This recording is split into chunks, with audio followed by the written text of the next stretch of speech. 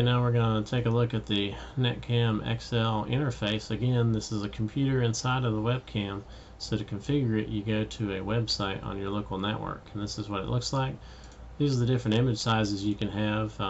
Some of these zoom in on different areas, some of them are native regular image size. The native size is 1024 by 768 XGA, but let me tell you folks, you can crank this thing up to 2048 by 1536 4 XGA, no problem. Still looks good. Now something they recommend is to turn on the sharpen because it sharpens up the image a little bit.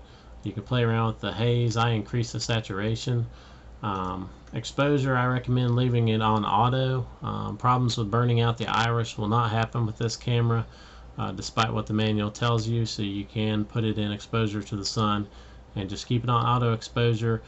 I'll give you the settings for the lens itself, what to set it to get the appropriate exposure. There's an exposure grid if you're trying to expose one part of the picture more than the other. I do recommend the automatic gain control as well. Some of these options here you have to have an auto iris device to do these with, such as the auto iris. There's some miscellaneous options here, LED and whatnot. One of the more important options, if I can find it here, is color balance. This is going to become important to you in trying to get the color of the camera, because with a lot of these digital cameras you sometimes get a strange kind of orange hue. I'll give you my settings there, and you may want to mess around with those a little bit. It gives you pretty good control over the overlay too. You can tell, you can give it a caption. If you have the optional weather station that's attached to it, you can put in data from that as well. Of course that didn't make any sense for us up on the roof. Here's your FTP information. Obviously you can do a rotating archive or passive mode or whatever you want. You can do schedule how many seconds you want between uploads, certain times of the day, days of the week. You can sync date and time with the network. Here's your Ethernet configuration. In this case we just have it on a static IP. And in the advanced tab you can upgrade the firmware. You can do some manual configuration. If you want to get in these Unix files and actually edit the config files, you can do that. Pan tilt zoom is not enabled on our camera because we don't have that kind of a camera.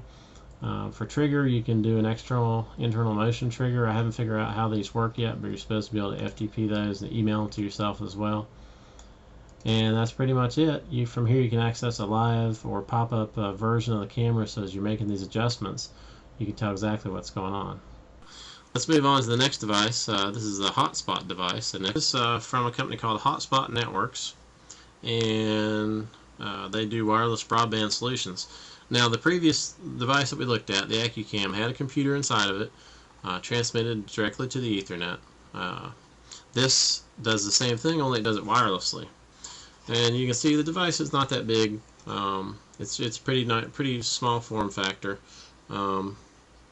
Basically it's pretty simple. It's just a black box. It's literally, people joke about black box, but literally in electronics this is what it is.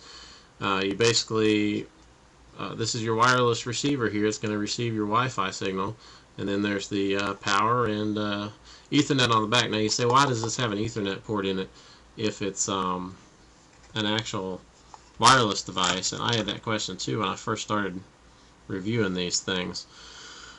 And the answer to that is that in order to set up most of these devices, you need to connect them to the wired Ethernet first, so that you can configure them, because otherwise they wouldn't be able to figure out what your wireless settings are basically to connect.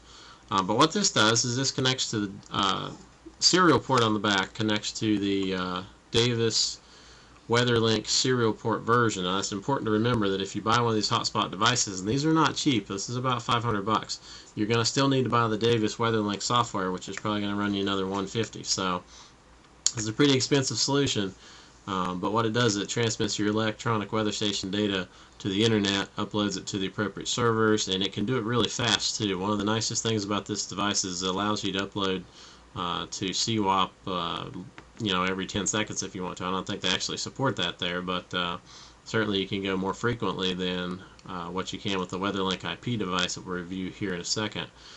Now the setup for this was pretty easy. It has a discovery application where it goes out and searches your network to see if it can find the device so that you can configure it for wireless. And then keep in mind that if it successfully finds the device, that you will see two devices in the actual window, so don't get confused there. But basically following the instructions with this went fairly well, and once it was connected and turned on, it's a beautiful thing. It's very reliable, obviously. As long as your network stays up and the power stays on, then this thing is ready to go. Real quick look here at the hotspot web interface again. You're inside the computer, inside the hotspot device, checking out the settings. Here's your weather server settings for the various different weather servers out there.